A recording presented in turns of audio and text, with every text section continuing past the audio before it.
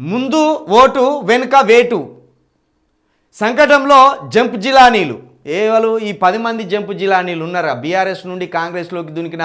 10 మంది ఉన్నారు కదా జంప్ జిలానీలు ఆ జంప్ జిలానీలు ఇప్పుడు ఎమ్మెల్యే కోటాలో ఎమ్మెల్సీ ఎన్నికలకు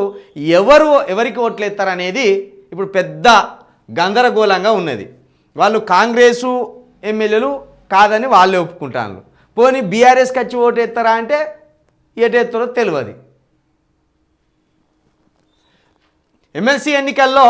ఎటువైపు ఉండాలి గోడ దూకిన ఎమ్మెల్యేల్లో అంతర్మదనం కాంగ్రెస్కు ఓటేయడం అంటే రాజకీయ భవితను బలిపెట్టడమేనని ఆందోళన ఎమ్మెల్సీ ఎన్నికల నేపథ్యంలో ఫిరాయింపు ఎమ్మెల్యేల పరిస్థితి ముందు నుయ్యి వెనుక గొయ్యిలా మారింది బీఆర్ఎస్ నుంచి గెలిచి కాంగ్రెస్లో చేరిన 10 మంది ఎమ్మెల్యేల అనర్హత అంశంపై మార్చి 4న సుప్రీంకోర్టు విచారణ జరపనున్నట్టు విషయం తెలిసిందే మార్చి 20వ తేదీన ఎమ్మెల్సీ ఎన్నికలకు పోలింగ్ జరగనున్నది 5 ఎమ్మెల్సీ స్థానాలకు జరిగే ఎన్నికల్లో ఎమ్మెల్యేలు తమ ఓటు హక్కును వినియోగించుకున్నారు ఈ నేపథ్యంలో పార్టీ ఫిరాయించిన 10 మంది ఎమ్మెల్యేల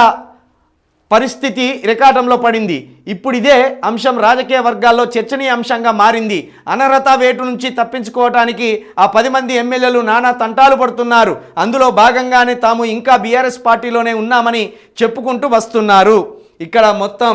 119 స్థానాలు ప్రస్తుత శాసనసభలో పార్టీల బలాబలాలు కాంగ్రెస్కు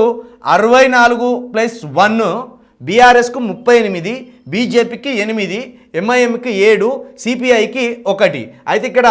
ఎంఐఎంను సిపిఐ కలిసి ఇటు కాంగ్రెస్ పొత్తులో భాగంగా ఉన్నారు వాళ్ళు కాబట్టి ఓ విధంగా వీళ్ళకు ఈ 65 అదేవిధంగా 66ను ఇవి 75 స్థానాలు వాళ్ళకు పొత్తులో భాగంగా ఉన్నట్టు అయితే వీళ్ళకు దీంట్లో ఈ పొత్తులో భాగంగా వాళ్ళకు 4 స్థానాలు వాళ్ళకు లభిస్తాయి అయితే 4 స్థానాలు లభిస్తే మిగతా 38 స్థానాలు బీఆర్ఎస్ పార్టీకి ఉన్నాయి అయితే ఇందులో ఈ 38 స్థానాల్లో ఈ గోడ దునికిపోయిన వాళ్ళు 10 మంది ఉన్నారు కదా 10 మంది పోతే 28 స్థానాలే ఉంటాయి ఈ 28 స్థానాలకు బీఆర్ఎస్కు ఒక ఎమ్మెల్సీ గెలిచే అవకాశం ఉంటుంది ఒకవేళ ఈ బీఆర్ఎస్కు 38 మంది స్థానాలు ఉంటే వీళ్ళకి ఇంకొక 10 మంది ఎవరన్నా కలిస్తే వీళ్ళకు 2 ఎమ్మెల్సీ స్థానాలు దక్కే అవకాశం ఉంటుంది ఎందుకంటే ఇక్కడ లెక్కలు చూసుకోవచ్చు సగటున ఒక ఎమ్మెల్సీ గెలుపునకు కావాల్సిన ఎమ్మెల్యే సంఖ్య 119 డివైడెడ్ బై 15+1 20కి 1 కలుపుకుంటే 21 అవుతుంది ఇట్లా శాతంలో తీసుకుంటే 20.83% ఓటింగ్ చొప్పున ఒక్కరు గెలుస్తారు అట్లా ఇప్పుడు ఈ 10 మంది ఎమ్మెల్యేలు ఎవరికి ఓటేస్తారు అనేదే పెద్ద సందిగ్ధంలో ఉన్నది వీళ్ళు కనుక వీళ్ళను చెవులు వడిపెట్టాలి ఓట్లే దగ్గరికి వచ్చినప్పుడు ఎవరికి ఎత్తాడో చూస్తే దొరికిపోతుంది సుప్రీంకోర్టు మళ్ళీ ఒక్క చెంప పాయింట్ ఎత్తే